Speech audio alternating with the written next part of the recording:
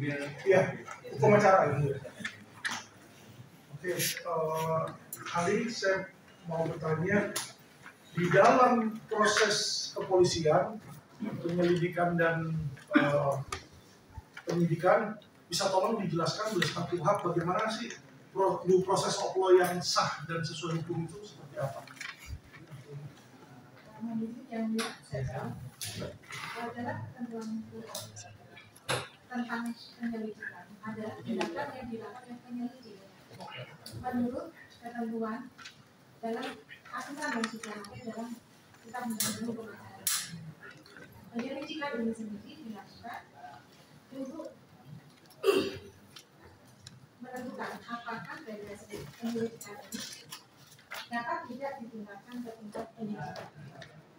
Sedangkan penyidikan adalah tindakan yang dilakukan oleh penyidik menurut ketentuan yang diatur dalam kitab undang-undang acara pidana guna memperjelas suatu perkara dan menemukan tersangka. Nah, terkait dengan ketentuan atau proses apa tentunya baik tindakan penyelidikan maupun penyidikan harus dilakukan sesuai dengan ketentuan yang ada di dalam kitab undang-undang hukum acara. Jadi kalau penyidikan itu bagaimana, Bu? Apa itu proses penyidikan? Kalau tadi kan Bu bilang tentang proses penyelidikan ya, mencari alat. Sudah ya. Sudah, baik penyelidikan maupun penyidikan. Nah, penyelidikan intinya untuk menentukan dapat tidak dilanjutkan ke tingkat penyidikan. Sedangkan penyidikan intinya guna menemukan tersangka. Setelah perkara itu sudah jelas. Baik. Apabila sudah ada penetapan tersangka yang dilakukan oleh pihak penyidik, lalu langkah selanjutnya itu sebenarnya apa, Bu?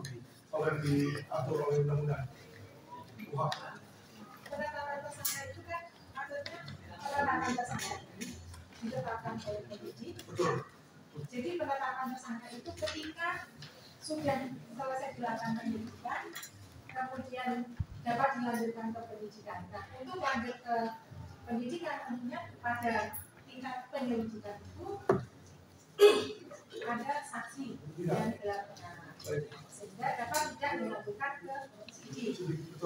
Nah, penyidikan itu sendiri dilakukan untuk memperjelas dan guna menemukan tersangka. Baik.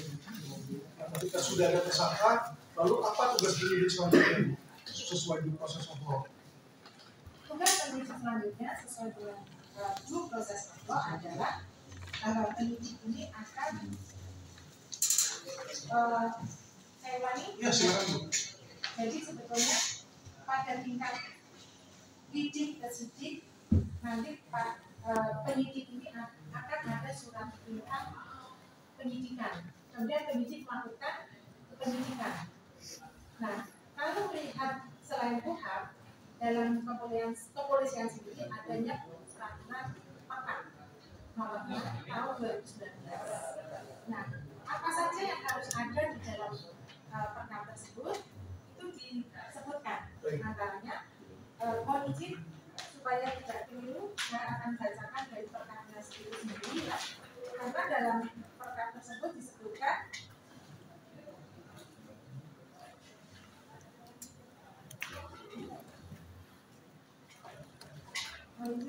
kegiatan penyelidikan di pasal 10 dari perkap nomor 6 tahun 2019.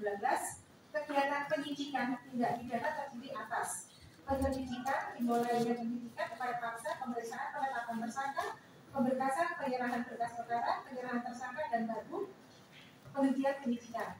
Nah, ini terkait dengan proses pasal 10 ini kegiatan penyidikan yaitu pada huruf A itu dalam hal belum ditemukan tersangkanya, maka dapat dilakukan penyelidikan untuk ditemukan tersangkanya. Kemudian ketika penyidik sudah mendapatkan surat perintah penyidikan, maka harus mengirimkan surat perintah dimulainya penyidikan kepada penuntut umum, kemudian terlapor maupun pelapor.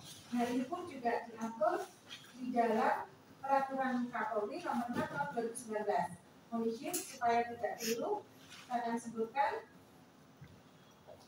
di dalam pasal 14 SPDP surat perintah dimulai pendidikan sebagaimana dimaksud dalam pasal 13 dikirimkan kepada penuntut umum, pelapor atau korban dan termohon. Baik. Dan kalau jika penyidik lalai atau tidak dengan sengaja mengirimkan SPDP, apakah ada konsekuensinya, Bu? Sebetulnya kalau ini kan bicara masalah administrasi. Baik. Jadi secara formil kami katakan cacat prosedur. Baik, terima kasih. Apakah hal yang sama juga berlaku untuk surat penetapan tersangka atau tidak? Sebetulnya bicara secara keseluruhan tentang proses beracara dalam acara formil adalah formil kelengkapan berkas. Baik. Nah, ketika ada berkas ataupun ketentuan yang tidak dipenuhi sesuai dengan aturan yang sudah diterapkan, itu maka secara administrasi cacat formil. Nah, tadi Ibu bilang kalau sudah dianggap lengkap, maka penyidikan selesai, maka sudah ada penetapan tersangka. Dan setelah penetapan tersangka, tadi waktu Ibu baca lengkap, dilakukanlah pemberkasan ya Bu ya.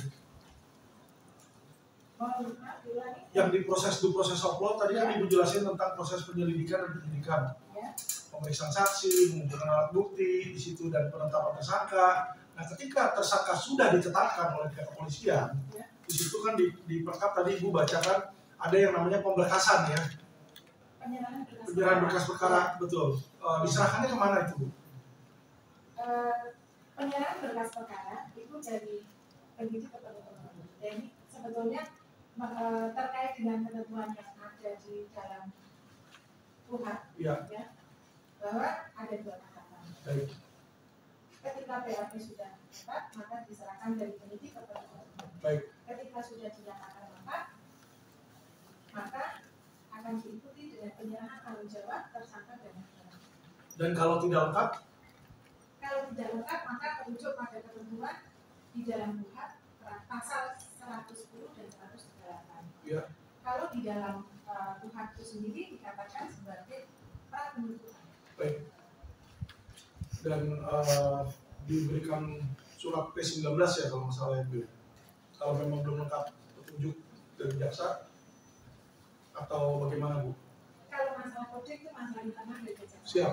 Karena di dalam KUHP tidak disebutkan. Tidak disebutkan. Baik. 18, 19 dan sebagainya. Baik. Nah, setelah dikembalikan berkas karena tidak lengkap, apakah ada batas waktu, Bu, yang harus dipenuhi oleh penyidik untuk menyerahkan kembali berkas tersebut sesuai undang-undang? Iya, silakan, Bu. Dalam ketentuan pasal 110 dikatakan bahwa penyidik akan menyerahkan berkas berita acara pemeriksaan tersebut, berkas perkara ke penuntut umum.